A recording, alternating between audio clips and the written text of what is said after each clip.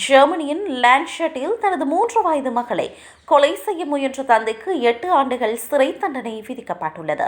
ஒரு சிறிய குப்பியில் மறைத்து வைக்கப்பட்டிருந்த எலி விஷத்தை அவர் குழந்தைக்கு கொடுத்ததாக தெரிவிக்கப்படுகிறது.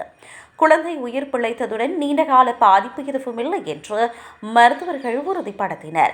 இந்நிலையில் கொலை முயற்சி, தனது பராமரிப்பில் இருந்த குழந்தையை துன்புறுத்தியது மற்றும் கொடுமைப்படுத்தியது ஆகிய குற்றங்களுக்காக நீதிமன்றம் அவரை குற்றவாளி என்று அடையாளப்படுத்தியுள்ளது. சான்றுகள் மற்றும் சாட்சியங்களின் வாக்குமூலங்களின் அடிப்படையில் நடைபெற்ற நீண்ட விசாரணைக்கு பிறகு இந்த தீர்ப்பு வழங்கப்பட்டுள்ளது.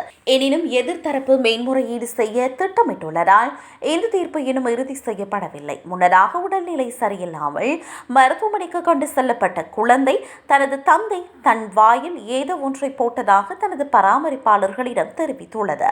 இந்நிலையில் தந்தை தெளிவான நோக்கத்துடன் குற்ற செயலில் ஈடுபட்டதாக நீதிபதிகள் தெரிவித்தனர்.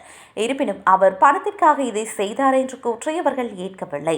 எதிர்த்தரப்பு இந்த குற்றச்சாட்டுகளை தொடர்ந்து மறுத்து வருவதால் இந்த வழக்கு இன்னும் விசாரணையில் உள்ளது.